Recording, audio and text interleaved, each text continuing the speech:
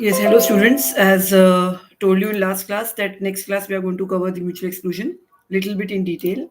So here comes the mutual exclusion different algorithms and the detailed examples or diagrams which you can add up to the earlier studied material for mutual exclusion.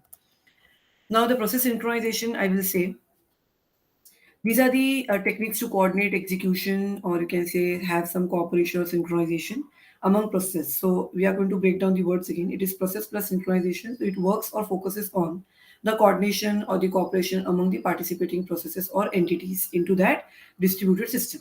So among these participating processes or entities, some kind of synchronization is expected so that the data sending or message passing will be executed very smoothly. So one process may have to wait for another. Okay, that is one concept. And shared resource, that is a critical area, critical region, critical section, that is very important here, may require exclusive access, right? Because whenever some resources are shared in between the participating processes, we have to avoid either the starvation or we have to avoid the deadlock situation. Fine. So here the shared resources, that means there is possibility of some kind of critical section or region. So in that case, we may require or we should have the all the facilities of exclusive access of the resources. Fine. So this is about process synchronization. Now centralized systems is what? That is mutual exclusion can be done here via test and set in hardware, semaphores, messages, and condition variables. Obviously, whichever is required for your syllabus, only that much we are going to cover because semaphores, etc., is there in your OS subject, right? So in that case, coming to the next part, that is distributed mutual exclusion. Now, distributed mutual exclusion, that means how the mutual exclusion algorithms are going to support into the distributed environment. Okay, so that is one important thing here. Assume there is agreement on how a resource is identified. There is pass identifier with request. Okay, create an algorithm to allow a process to obtain exclusive access to a resource. So this is some kind of the mutual exclusion or mutually agreement is there between the participating nodes in a distributed environment or system. Okay, so there is an agreement on how a resource will be identified. Once it is identified, that identifier will be sent with request. Okay, and create an algorithm to allow a process to obtain exclusive access to a resource. So that exclusive access which we were discussing in the last slide, that whenever there is a shared resources concept in distributed system, obviously just to avoid the critical area, critical section part or concept, we have to see the exclusive access of to a resource will be given to which particular participating processes as per the priority, right? Now comes the centralized algorithm. You can just see here. Mimic single processor systems as it is centralized algorithm. You know, it will be some kind of the central server which will be adjusting or which will be cooperating with or coordinating with the other participating clients, right? So mimic single processor system, one process elected as a coordinator here. So in last class, we have seen the coordinatorship through election algorithms like token ring and bully. So just try to relate here. One process elected as coordinator, request resource, that is P is requesting with a message R to C. Okay, wait for response. Now it receives the grant, that is grant, which is denoted by capital R, that is a reply or you can say response or acknowledgement coming from C to P. Access resource, okay, and then release resource. So now you can see that there is one more message as release. So once that resource is accessed, okay, you can see the shared resource, then it will be released as soon as the job is done. Okay, otherwise again that a critical area or region will be the problem here. So as soon as the resource is shared and it is accepted or it is used or executed or utilized, it will be freed, it will be released for the other participating process or entity to use it. Fine. So in centralized algorithm, what happens if another process claimed resource? Just now we have seen if another process claimed resource, just to avoid the deadlock or critical area, coordinator does not reply until it release. Coordinator does not reply until release. Maintain the queue. Service request in FIFO, first in first out order.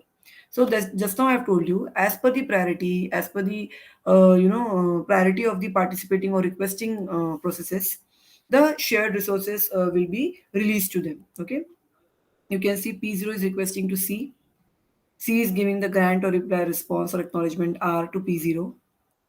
Then it is P1, right? It is there in queue. So P1 is there on top of the queue. So first in, first out. So it has there in the firstly given or sent into the queue. So it will be out first. So again, that P1 is sending the request R to C. In that case, what will happen? P2 is also sending the request R to C, but P2 is on in the one we can say below P1 in queue. So now when P0 is releasing, you can say when P0 is releasing that particular resource to C, C is going to grant that resource to P1. Why? Because P1 was there in the top of the queue, right? Top of the queue as in it was there first in the queue, so it will be first out. It will be getting the access of that shared resource first than P2. So now, as you have understood, as it works in FIFO order, as per the priority, requesting process will get the access to the shared resources. So what are the benefits? Fair, all request processed in order. Okay, so you have to, you're what you are doing here, you are ensuring mutual exclusion. That's why I was saying it is a mutual agreement between all the participating processes. Easy to implement, three messages, understand and verify, right? No starvation due to FIFO scheduling policy. Just now I've used the word starvation, deadlock, critical region. Okay, all these things are very nicely handled. But what are the problems? Process cannot distinguish being blocked from a dead coordinator. Centralized server can be a bottleneck due to single point of failure. Yeah. If centralized server itself is undergoing some kind of failure, fault, then everything is completely blocked. Need of failure handling and election algorithm. So that's why after mutual exclusion we have studied election algorithms in last class, token ring and bully. Okay, so that is the connection. Now comes token ring here in mutual exclusion also. Assume known group of process like postman game. Some ordering can be imposed on group. Construct logical ring in software and process communicates with neighbor. So one after another to the next neighbor the token will be given. So now you can see the initialization process 0 gets token for request resource R. Then token circulates around ring, that is from Pi to P I plus 1 modern. So if it's starting from P0 one by one in cyclic manner, it will go to P1, P2, P3, P4, P5 till P0 again. Okay, so token will be sent, that is of resource R. When process acquires token, checks to see if it needs to enter critical section.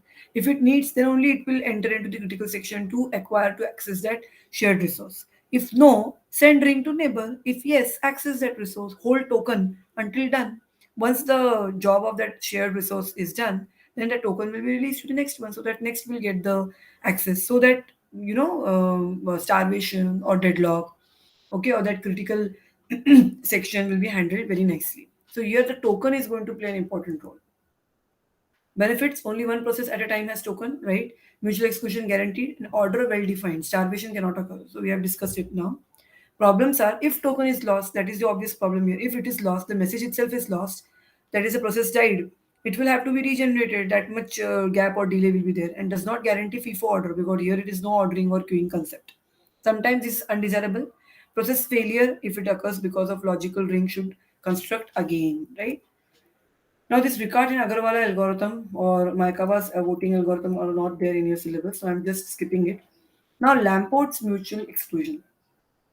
This we have already seen, but just to be in detail, each process maintains request queue, contains mutual exclusion request. So, mutually agreement will be there. Now, what is this requesting critical section? Process PI sends request ITI to all nodes, okay, places request on its own queue. Right, so process pi will send this request iti to all nodes, right? Because as it is a Lamport's mutual exclusion, that is logical clock, so timestamp will be there of ti, then places request on its own queue. When a process pj receives that request, it returns a timestamped ack, that is acknowledgement, right? Now, Lamport's mutual exclusion, entering critical section, accessing resource. PI received a message, that is ACK or release, from every other process with a timestamp larger than TI. Right? So, these messages will be released, will be either the reply or response from the other participating process or to release the shared resource. Such kind of messages, if they are received, they will be received with a timestamp larger than TI. PI's request has the earliest timestamp in its queue. That is the critical section area. Difference from, okay, we will skip this part, difference from Ricard, because we are not going to study it as it is not the part of syllabus. Now, Lamport's mutual exclusion is that releasing critical section.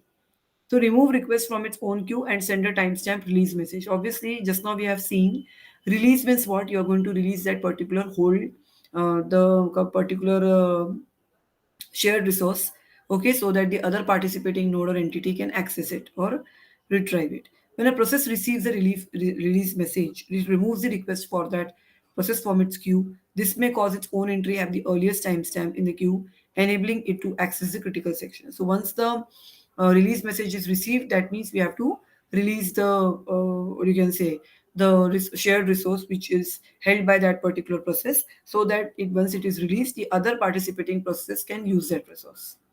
Okay, so this was about little detail about the mutual exclusion, Lamport's mutual exclusion, or you can say mutual exclusion algorithms like centralized, okay, mutual exclusion and token ring. So this was the topic of mutual exclusion. So here laboratory assignment is not there, but from theory point of view, you have to cover this again. This particular, you can say, topic for maximum 6 marks. Okay, so that is the concept here. So for maximum 6 marks, you have to cover this mutual exclusion again, both algorithms. So thank you.